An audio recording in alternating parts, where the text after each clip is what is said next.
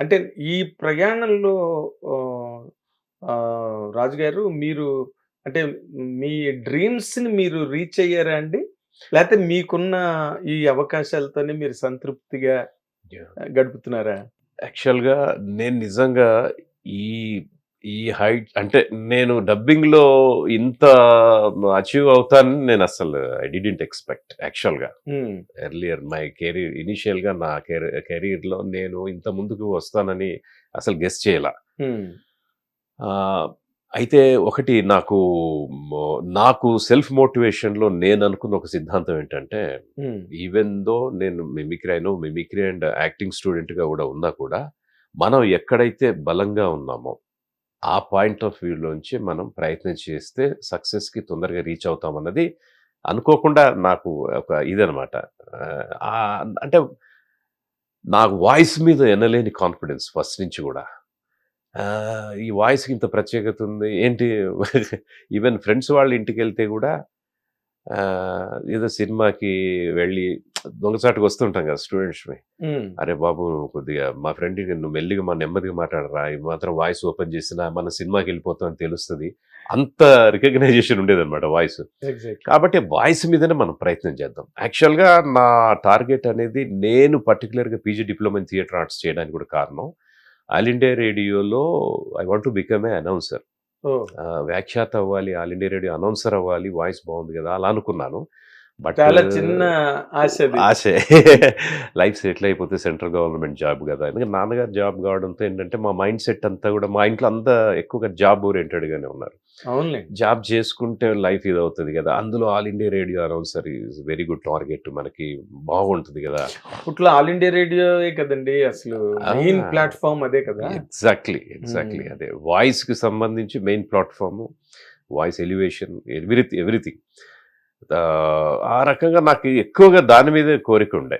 అట్లాగే ఇగ related voice మీదే మళ్ళీ నేను డబ్బింగ్‌లోకి రావడం జరిగింది. ఐయామ్ చాలా హ్యాపీ.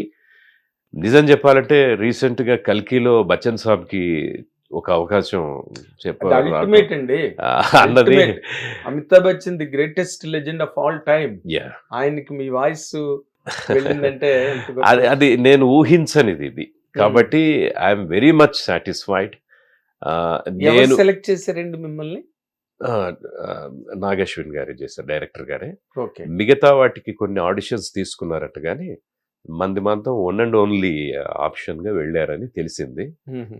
ఈ సందర్భంగా డైరెక్టర్ గారికి, నిర్మాత గారికి కూడా ధన్యవాదాలు. ఎందుకంటే, ఒకవేళ కాంపిటీషన్ పెట్టి వాయిస్ ట్రైఔట్స్‌కి వెళ్ళుంటే హ్మ్. ఆడిషన్స్‌లో ఏమో నాకంటే బెటర్‌గా చెప్పేవాళ్ళు గూడా ఇప్పుడు ఆన్ ఫీల్డ్ ఉన్నారు గాబట్టి చెప్పలేం. ఆ చెప్పండి. అదృష్టం ఎవరిని వరిస్తుందో. కరెక్ట్. కానీ కంప్లీట్‌గా మనల్ని ఇంక లేదు మనం గో త్రూ విత్ ఆర్‌సీఎం అనుకోని నమ్మి, ఆ తర్వాత దానికి తగ్గట్టుగా నాకు సపోర్ట్ ఇచ్చి, ఒక ఎంకరేజ్‌మెంట్ ఇచ్చి అండ్ యాస్ వెల్ యాస్ దానిలో కొంత ఆర్టిఫిషియల్ ఇంటెలిజెన్స్ కూడా చేయడం జరిగింది. అవును. ఇది మన తెలుగు స్క్రీన్ మీద ఫస్ట్ ఏఐ అని నేను అనుకుంటున్నా. అవునండి. అంతకుముందు వచ్చాయన్నారు గానీ, అవి ప్రయోగాత్మక దశలో ఉన్నాయో ఏమో తెలీదు గానీ, బట్ ఇది మాత్రం ఇది ఫుల్ ఫ్లెడ్జ్డ్ ఎళ్ళింది. Full commercial canvas. యాహ్! నేనే షాక్ అయ్యాను నా వాయిస్ విని. ఏంటి మనం ఇలా చెప్తే ఇలా అయిందా అని. లేటెస్ట్ టెక్నాలజీ అన్ని రంగాల్లో, అన్ని ఫీల్డ్‌లో ఎట్లయితే ఎన్హాన్స్ అవుతూ ఉన్నామో రోజు రోజుకి, అట్లాగే అవునండి. ఈ వాయిస్‌లో గూడా ఇది సరికొత్త మార్పిది. అవునండి. అదే. కానీ మీరు అంటే ఈ 'కల్కిలో' చెప్పడం అన్నది పైగా అమితాబ్ గారే యెస్. ఫస్ట్ పార్ట్‌లో హ్మ్. పెద్ద రోలు, మేజర్ రోలు ఆయనదే. యాహ్! ఆహ్, అవునండి. పార్ట్ 1లో. హ్మ్.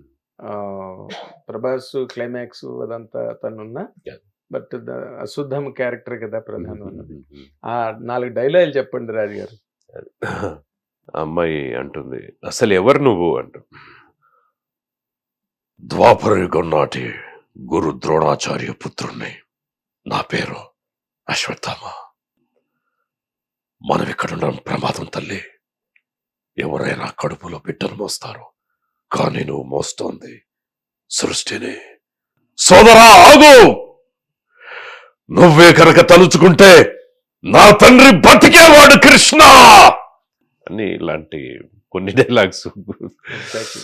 అశ్వత్థామగా ఉన్నప్పుడు కృష్ణుడితో, ఆ హ్మ్. తర్వాత ఏజ్డ్ ఈ కలియుగంలో అశ్వత్థామకు ఒక రకమైన వాయిస్ పెట్టి చేయడం జరిగింది అన్నమాట. ఎగ్జాక్ట్లీ అండి. అంటే మీరు అమితాబ్ గారికి చెప్తున్నప్పుడు అసలు మీ ఫీలింగ్ ఏంటండి? చిన్నప్పటి నుంచి ఆయన సినిమాలు చూసి ఉంటారు. అద్భుతం. ఆయన వాయిస్ చాలా మంచి వాయిస్ అసలు. అసలు. మంచి బేస్ బ్రహ్మాండం ఆయన వాయిస్. అసలు మీకు ఏమనిపించిందండి అది అమితాబ్ గారికి డబ్బింగ్ చెప్తున్నప్పుడు? ఇక మీరన్నట్టు ఒక నటుడికి మంచి వాచకం తోడైతే సూపర్ స్టార్స్ అవుతారనడానికి గ్రేట్ ఎగ్జాంపుల్ మన కళ్ళ ముందు బచ్చన్ సాబ్. ఎస్. ఆ చిన్నప్పుడు ఆయన అన్ని సినిమాలు జంజీరు, డాన్ ఇవన్నీ చూసి అసలు అరే దీవాను ముఝే పే హై చాను అని అవి కూడా పాటలు పాడుతూ డాన్స్ చేసేవాడిని. అలాంటి బచ్చన్ సాబు నాకు మధ్యలో ఒకటి ఏంటంటే నా రెండో నంది అవార్డు నారాయణమూర్తి గారి దర్శకత్వంలో వచ్చిన పూర్ తెలంగాణలో బచ్చన్ సాబ్ గారి చేతుల మీదుగా నంది అవార్డు అందుకున్నాను. అది సినిమాకి రెండో నంది, మొత్తం 5 నందులు, టీవీకి 2 అండ్ సినిమాకి 3. అందులో ఇది రెండో నంది అవార్డు అనమాట. కిరణ్ కుమార్ రెడ్డి గారు సీఎంగా ఉన్నప్పుడు ఆ టైంలో 2013లో జరిగింది ఆ ఫంక్షన్. అయితే బచ్చన్ సాబ్ని చూసి వెంబడి ఆయన కళ్ళ మీద పడి మోకరిల్లాం, సాష్టాంగ ప్రణామం చేశా. ఆయన కంగారు పడ్డాడు, ఎవరు మామూలుగా ఇలా అంటారు కంప్లీట్ గా వెళ్ళిపోయి సాష్టాంగ దండ ప్రణామం చేసేసాను. చేస్తే ఆయన ఫస్ట్ కన్ఫ్యూజ్ అయ్యాడు. అంటున్నారు ఆయన. అన్న తర్వాత ఇక అటు ఇటు అసలు నాకు ఏం చేస్తున్నానో ఏంటో నాకు అర్థం కాల. అన్న తర్వాత అన్యాపదేశంగా నా గొంతు నుంచి ఒక మాట వచ్చింది, sir I'm taking this award by the hands of acting God అన్నాడు. అసలు నిజంగానే నాకు ఎట్లా తోచిందో, అది ప్రిపేర్ అయింది కాదు, యాక్చువల్గా ఏంటంటే ఈ ఇన్వాలంటరీగా వచ్చింది. అంతే అండి, కరెక్ట్. మనకు అవార్డ్స్ కూడా నంది అవార్డ్స్ నాకు అంతకుముందు తీసుకున్న ఎక్స్పీరియన్స్ ఉంది.